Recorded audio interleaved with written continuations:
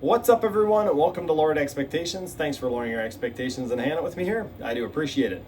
In my last video, we did an extraction of clove oil using steam distillation, and this is what we got.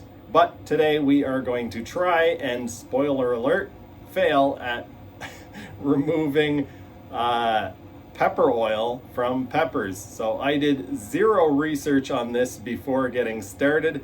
It was just something interesting that I wanted to try, and yeah, we'll come back at the end of the video and talk about how this is supposed to be done and what I might actually do in the future. We've got some great value crushed chili peppers. I've got 400 grams worth. We're gonna try to extract, I think, oil from this. I've never done it before. We're gonna find out together. Filming stuff makes everything so much more difficult. I've done 2 distillations so far ever in my life, and so I have no idea what this is going to smell like. I assumed that cloves were going to smell nice because, well, cloves smell nice, but distilling the cloves was actually kind of a nasty smell. I have 1.5 liters of water in this vessel. That's probably way too much, but I put extra water because the last 2 distillations that I've done, I've come back afterwards and added water. And when you add water, it takes quite a bit of time for it to warm back up. So I figure I would just get it out of the way, put the extra water in now.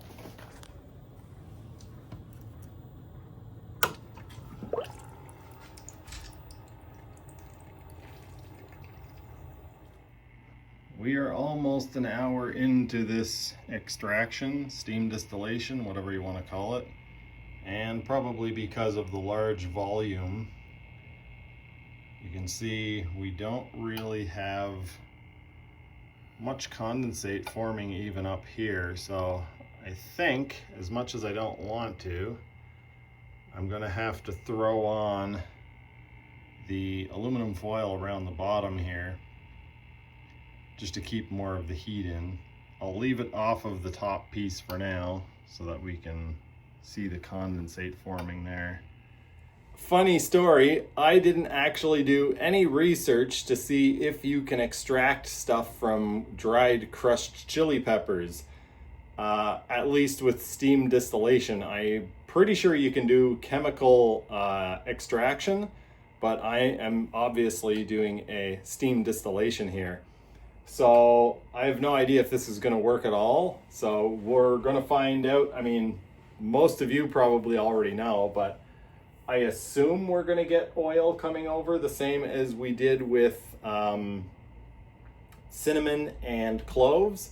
I'm pretty sure you can do an extraction with ethyl alcohol or ethanol. The oil extraction is not looking very promising. This has been running for over 2 hours, and hopefully the camera can pick up that. That appears to be the oil that we've collected so far. Not very much. There might be some clear oil that's coming over as well, but most of this is just water. Here in Canada, they changed the rules about brake cleaner. And I'm going to show you guys how useless this stuff is. This is brake and parts cleaner. Watch how much grease oil laughs at this. I'm trying to clean up this oil around this turbo. I'm trying to clean up this oil around this turbo, and watch how useless this is. It does absolutely nothing. It just laughs at it. Like it does nothing, literally nothing.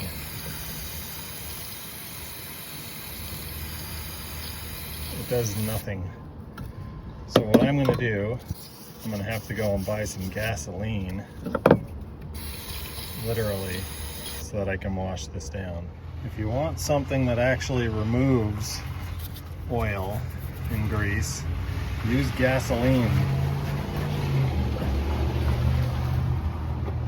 Brake cleaner with gasoline in it. Well, brake cleaner can with gasoline in it. Same grease. You can see it getting washed away. Isn't that something? Anyway, I need 2 hands for this. I was in the middle of doing the chili pepper steam distillation, which doesn't seem to be going great. And I got a text message from my buddy Eric, who runs an insulation business. If you're in the Alberta area, give him a shout if you need some insulation work. It's a Sorel insulation. Anyway, his Hino, which is what I'm driving, had an oil leak, and yeah, he needs the vehicle for tomorrow. One of his other vehicles is already down having brake repair work done, and so he asked me if I could help him out. So my distillation is going on at home. I'm basically taking a test drive. I've already done 1 test drive and think I've determined where the leak was coming from. I'll tell you guys after, but I think I fixed it. It's a pretty easy fix. And I'm going to check on the distillation and also check to see if this is still leaking oil. Hopefully it's not. Anyway,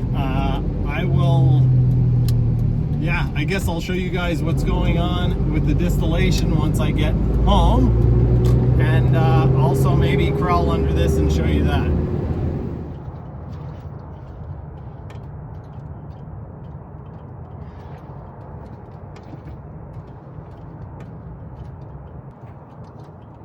That might actually just be left over. I probably shouldn't worry about that yet. It doesn't look like fresh oil. This looks like stuff that was washed out. I washed it down with gasoline and it looks like it's basically, yeah, doesn't look like there's any fresh oil here. This is not good. I intended for the stuff to come out here and drain into that jar, but that has not happened. And it's coming out here. This is not good. It does not smell good either. Peppers. It's very earthy. Some of you might like the smell, but I'm definitely not someone who likes that. If you ever got water trapped in something like this and you can't get the water out, here's how you can get it out. You take yourself an eyedropper, right?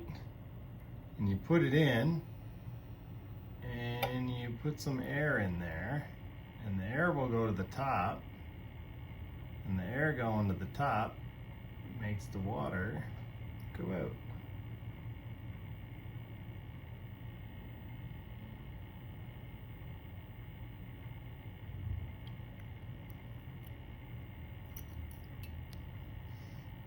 That's quite unfortunate. See that? That is a blob of my oil that I'm probably not going to be able to recover. The water level had backed all the way up into here, and yeah, hopefully I recorded that, but water was actually coming out around here, or steam. Don't think we're gonna get that. I have no idea what it is about this distillation, but I've been struggling all day. I've had basically 0 oil yield, which I kind of thought might happen, but what's crazier than that is I'm not even getting any water really. Like, I've been doing this all day and this is all the water that I've collected. I've collected 1 jar. Future Joel here to offer my opinion on a couple of things that were happening, why I wasn't getting much water or anything coming over in this test. First thing being that I actually had too much material. There was way too much pepper in the flask. The next thing is that I actually did find quite a bit later on that I was having issues with the hot plate. I did a bit of an adjustment. I don't recommend you guys do this yourself.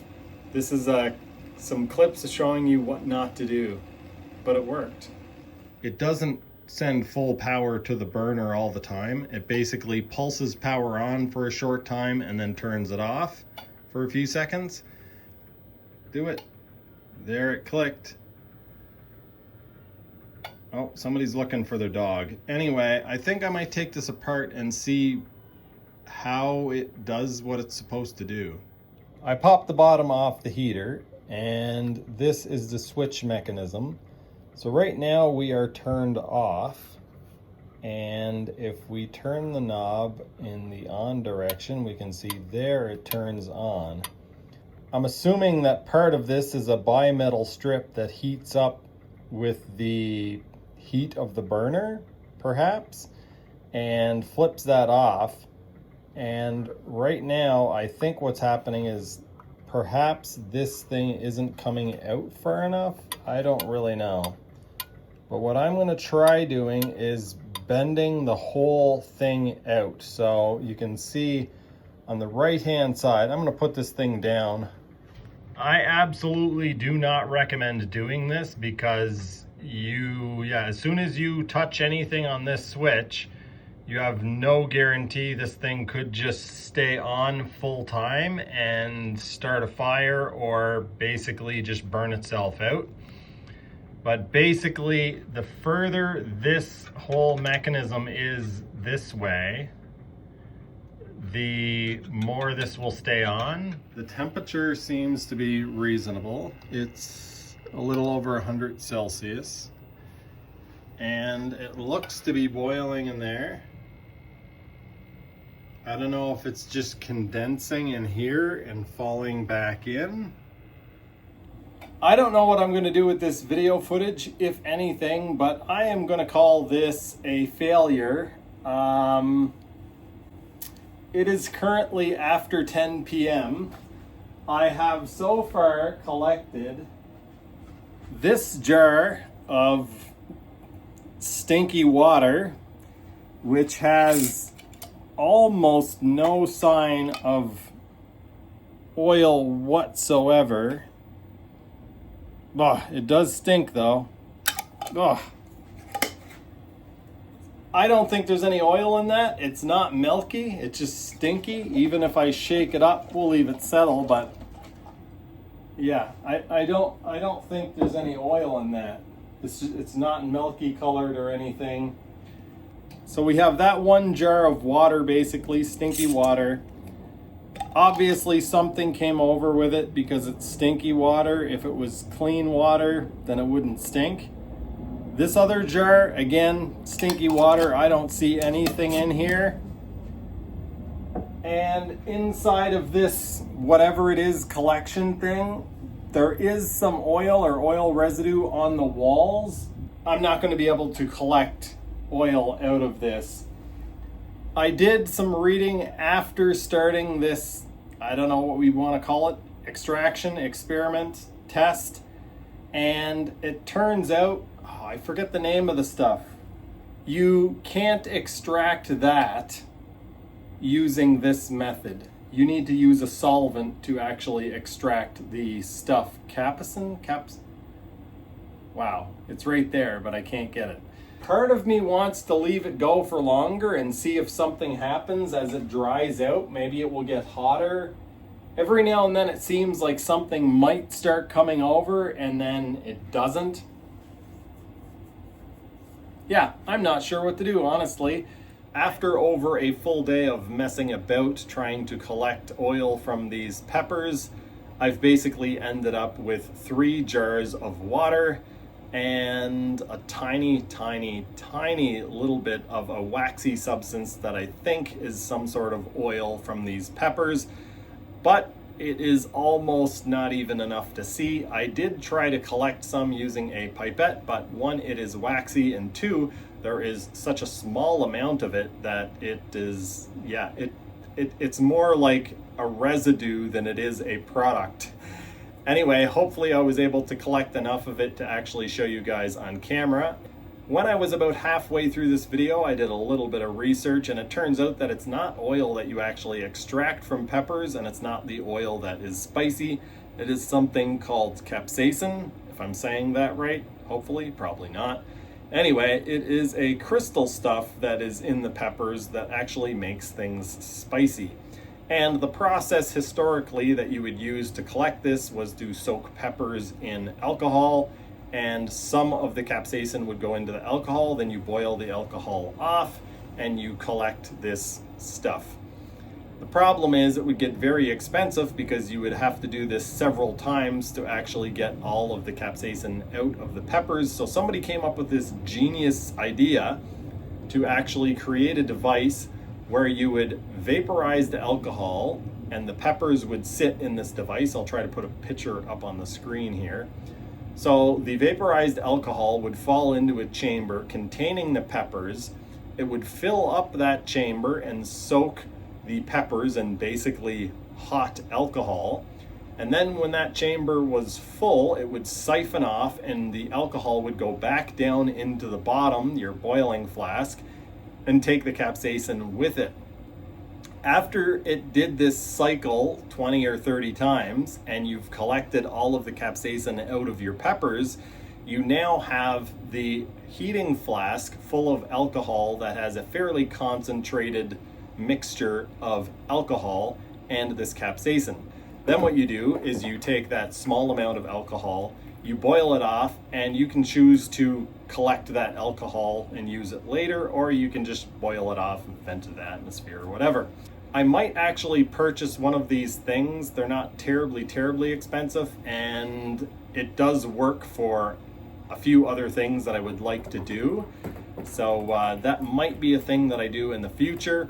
But I've been purging money on buying chemistry stuff, and I guarantee you guys that these videos are never going to make me my money back. Anyway, that's going to do it for this one. Even though this was a complete failure, hopefully somebody enjoyed it or learned something from it. I had a feeling that this was going to be a failure, but I decided to do it anyway, and I'll try not to make that a theme of my videos. Some of these tests might be that, but I'll try to keep it so that we're actually doing, I don't know, something that is producing something. Anyway, that's going to do it for this one. Thanks for watching. I'll see you next time.